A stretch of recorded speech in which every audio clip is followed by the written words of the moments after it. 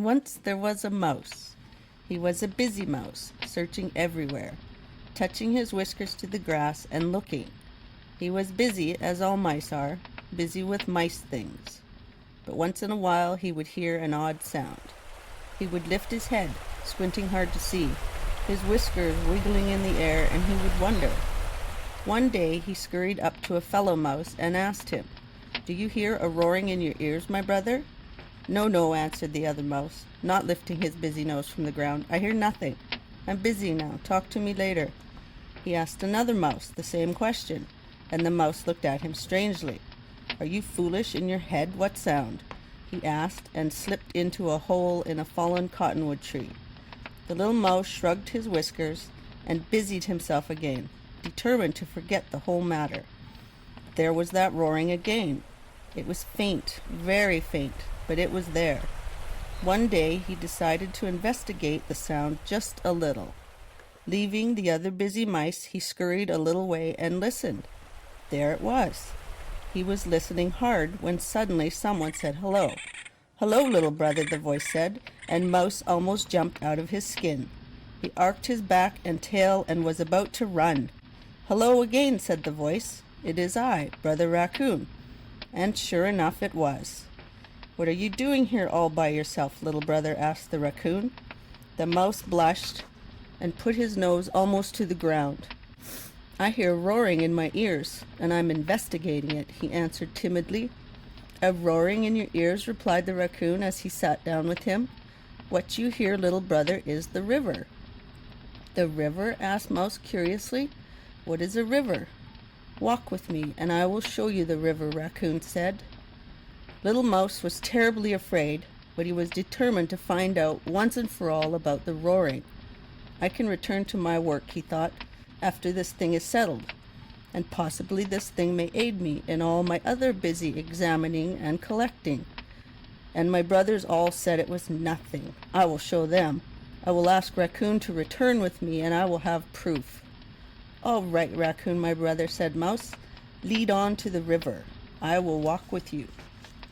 Little Mouse walked with Raccoon.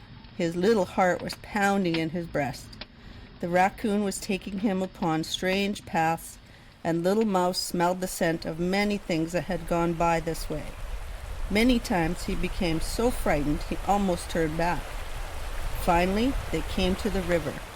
It was huge and breathtaking, deep and clear in places, and murky in others. Little Mouse was unable to see across it because it was so great. It roared, sang, cried, and thundered on its course. Little Mouse saw great and little pieces of the world carried along on its surface. "It is powerful," Little Mouse said, fumbling for words. "It is a great thing," answered the raccoon, "but here, let me introduce you to a friend." In a smoother, shallower place was a lily pad, bright and green. Sitting upon it was a frog, almost as green as the pad it sat on. The frog's white belly stood out clearly. "Hello, little brother," said the frog. "Welcome to the river." "I must leave you now," cut in Raccoon, "but do not fear, little brother, for Frog will care for you now." And Raccoon left, looking along the river bank for food that he might wash and eat. Little Mouse approached the water and looked into it. He saw a frightened mouse reflected there. "Who are you, little mouse?" asked the reflection. "Are you not afraid being that far out into the great river?" "No," answered the frog, "I'm not afraid. I've been given the gift from birth to live both above and within the river. When Winterman comes and freezes this medicine, I cannot be seen. But all the while that Thunderbird flies, I am here. To visit me, one must come when the world is green. I, my brother, am the keeper of the water." "Amazing," Little Mouse said at last, again fumbling for words. "Would you like to have some medicine power?" Frog asked. "Medicine power? Me?" asked Little Mouse. Yes, if it is possible." "Then crouch as low as you can, and then jump as high as you are able. You will have your medicine," Frog said. Little Mouse did as he was instructed. He crouched as low as he could and jumped. And when he did, his eyes saw the sacred mountains. Little Mouse could hardly believe his eyes, but there they were, and then he fell back to earth, and he landed in the river. Little Mouse became frightened and scrambled back to the bank. He was wet and frightened nearly to death. "You have tricked me," the little mouse screamed at the frog. "Wait," said the frog. "You were not harmed. Do not let your fear and anger blind you. What did you see?" Mouse stammered, I saw the sacred mountains." "And now you have a new name," Frog said. "It is Jumping Mouse." "Oh, thank you," Jumping Mouse said, and thanked him again. "I want to return to my people and tell them of this thing that has happened to me." Go then," Frog said. "Return to your people. It is easy to find them. Keep the sound of the Medicine River to the back of your head. Go opposite of the sound and you will find your brother mice." Jumping Mouse returned to the world of the mice, but he found disappointment. No one would listen to him, and because he was wet and he had no way of explaining it because there had been no rain, many of the other mice were afraid of him. They believed he had been spat from the mouth of another animal that had tried to eat him, and they all knew that if he had not been food for the one who wanted him, he must also be poisoned for them. Jumping Mouse lived again among his people, but he could not forget his vision of the sacred mountain. The memory burned in the mind and heart of Jumping Mouse, and one day he went to the edge of the river place. Jumping Mouse went to the edge of the place of mice and looked out onto the prairie. He looked up for eagles. The sky was full of many spots, each one an eagle, but he was determined to go to the sacred mountains. He gathered all his courage and ran as fast as he could onto the prairie. His heart pounded with excitement and fear. He ran until he came to a stand of sage. He was resting and trying to catch his breath when he saw an old mouse. The patch of sage old mouse lived in was a haven for mice. Seeds were plentiful, and there was nesting material and many things to be busy with. "Hello," said Old Mouse. "Welcome." Jumping Mouse was amazed. Such a place and such a mouse. "You are truly a great mouse," Jumping Mouse said with all the respect he could find. "This is a truly wonderful place, and the eagles cannot see you here either," Jumping Mouse said. "Yes," said Old Mouse, "and one can see all the beings of the prairie here, the buffalo, antelope, rabbit, and coyote. No one can see them. One can see them all from here and know their names." "This is marvelous," Jumping Mouse said. "Can you also see the river and the great mountains?" "Yes and no," Old Mouse said with conviction. "I know there is a great river, but I'm afraid the great mountains are only a myth. Forget your passion to see them and stay here with me. There's everything you want here, and it is a good place to be." How can he say such a thing, thought Jumping Mouse. The medicine of the sacred mountains is nothing one can forget. "Thank you very much for the meal you have shared with me, Old Mouse, and also for sharing your great home," Jumping Mouse said. "But I must seek the mountains." "You are foolish, Mouse, to leave here. There's danger on the prairie. Just look up there," Old Mouse said, even with more conviction. "See those spots? They are eagles, and they will catch you." It was hard for Jumping Mouse to leave, but he gathered his determination and ran hard again. The ground was rough, but he arched his tail and ran with all his might. He could feel the shadows of the spots upon his back as he ran. All those spots. Finally, he ran into a stand of chokecherries. Jumping Mouse could hardly believe his eyes. It was cool there and very spacious. There was water, cherries, seeds to eat, grasses to gather for nests, holes to be explored, and many, many other busy things to do. There was a great many things to gather. He was investigating his new domain when he heard very heavy breathing. He quickly investigated the sound and discovered its source.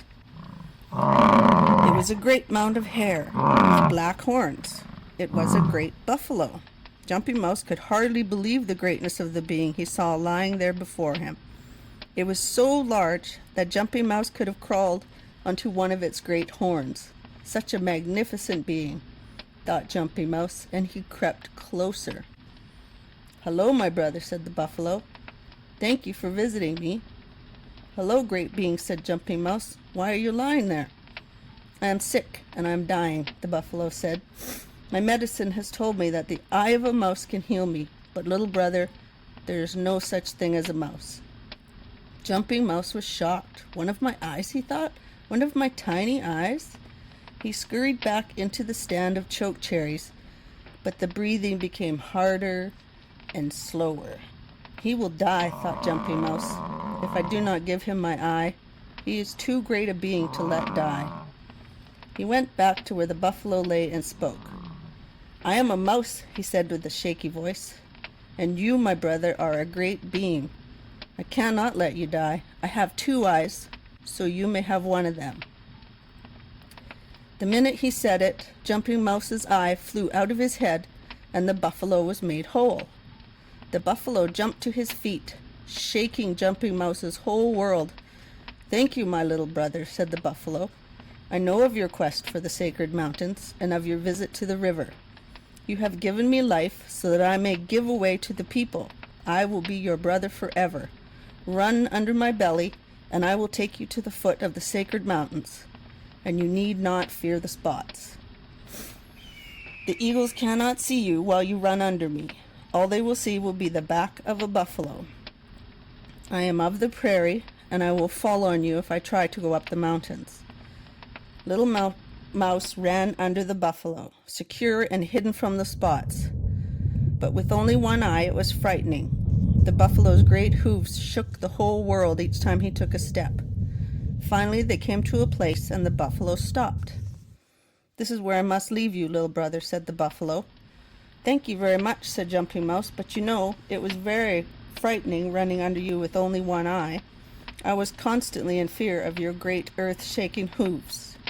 "Your fear was for nothing," said Buffalo, "for my way of walking is the Sundance way, and I always know where my hooves will fall.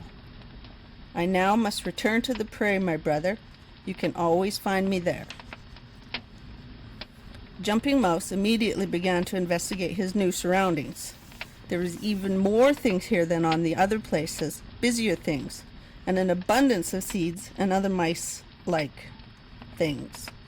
In his investigation of these things, suddenly he ran upon a gray wolf, who was sitting there doing absolutely nothing.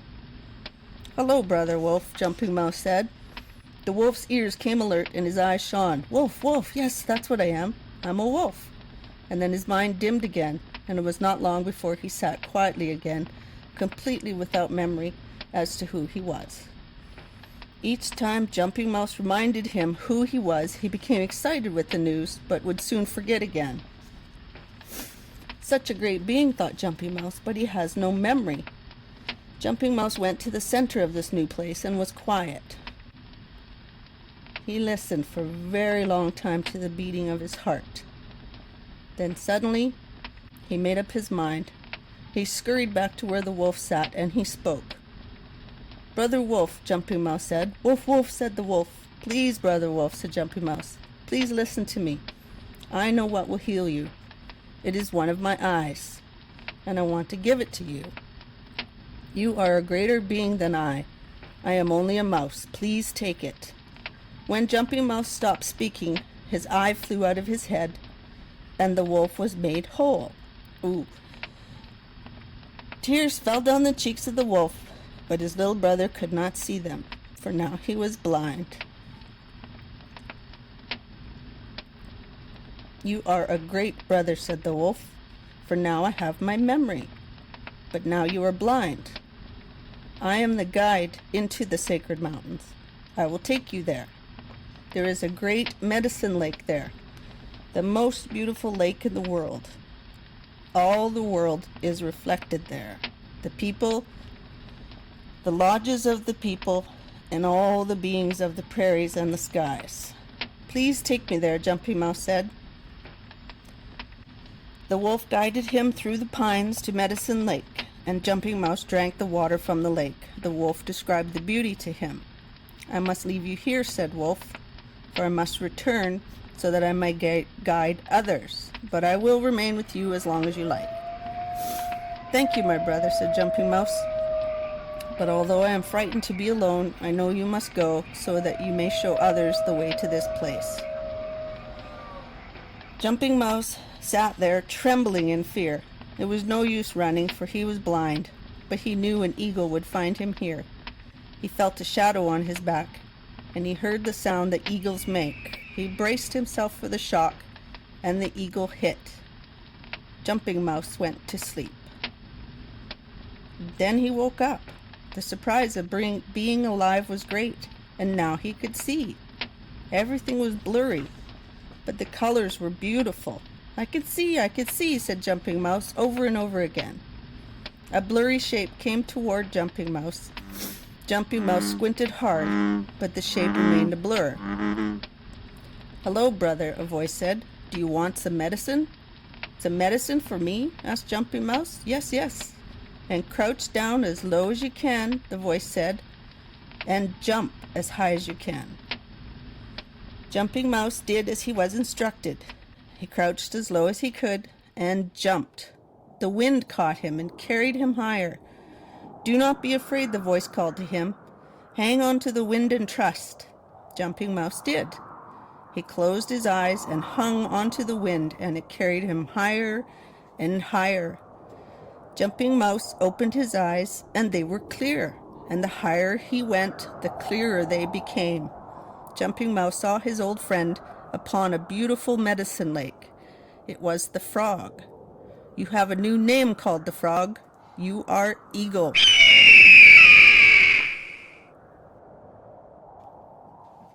The end. Cool story, huh? It doesn't actually say the end.